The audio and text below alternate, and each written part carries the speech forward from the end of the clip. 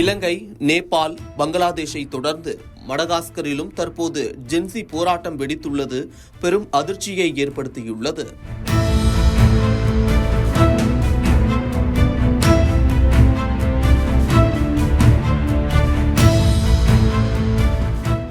மடகாஸ்கரில் ஊழல் மற்றும் வறுமைக்கு எதிராக ஜென்சி இளைஞர்கள் நடத்திய தொடர் போராட்டங்களை தொடர்ந்து அதிபர் ஆண்ட்ரி ரஜோலினா நாட்டை விட்டு வெளியேறிய நிலையில் தற்போது ராணுவம் ஆட்சியை கைப்பற்றி புதிய பிரதமர் நியமிக்கப்படுவார் என அறிவித்துள்ளது. தென்கிழக்கு ஆப்பிரிக்க நாடான மடகாஸ்கரில் இளைஞர்கள் நடத்திய தொடர் போராட்டங்கள் மற்றும் ராணுவ கிளர்ச்சியை தொடர்ந்து அதிபர் ஆண்ட்ரி ரஜோலினா தனது உயிருக்கு அஞ்சி நாட்டை விட்டு வெளியேறிய நிலையில் அங்கு ராணுவம் ஆட்சியை கைப்பற்றியுள்ளது.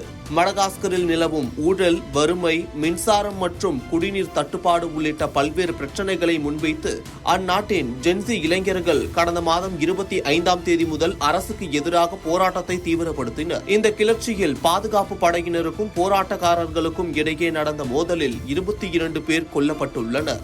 இதற்கிடையே இளைஞர்களின் போராட்டத்திற்கு ராணுவத்தின் ஒரு பிரிவினர் ஆதரவு தெரிவித்ததாகவும் கூறப்படுகிறது.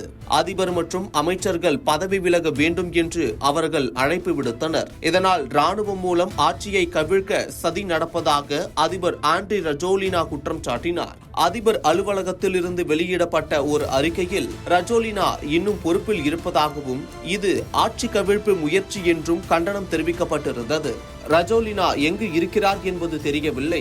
ஆனால் ராணுவ பணியாளர்கள் மற்றும் அரசியல்வாதிகளால் தனது உயிருக்கு அச்சுறுத்தல் ஏற்பட்டதாக கூறி தான் ஒரு பாதுகாப்பான இடத்தில் தஞ்சம் புகுந்துள்ளதாக அவர் கூறியுள்ளார். இத்தகைய எந்த ஒரு செயலிலும் தாங்கள் ஈடுபடவில்லை என்று ராணுவ பிரிவு மறுத்துள்ளது. மேலும் அதிபர் நாட்டை விட்டு வெளியேறிய நிலையில் மடகாஸ்கரில் ராணுவம் ஆட்சியை கைப்பற்றியுள்ளதாக அறிவிக்கப்பட்டுள்ளது. இந்த அறிவிப்பை வெளியிட்ட ராணுவ கர்னல் மைக்கேல் ராண்ட்ரியானிரினா விரைவில் மக்கள் அரசாங்கத்தை அமைப்பதற்காக பிரதமர் ஒருவர் நியமிக்கப்படுவார் என்றும் தெரிவித்தார். முன்னதாக பிரான்சின் காலனி ஆதிக்க நாடாக மடகாஸ்கர் இருந்து வந்தது.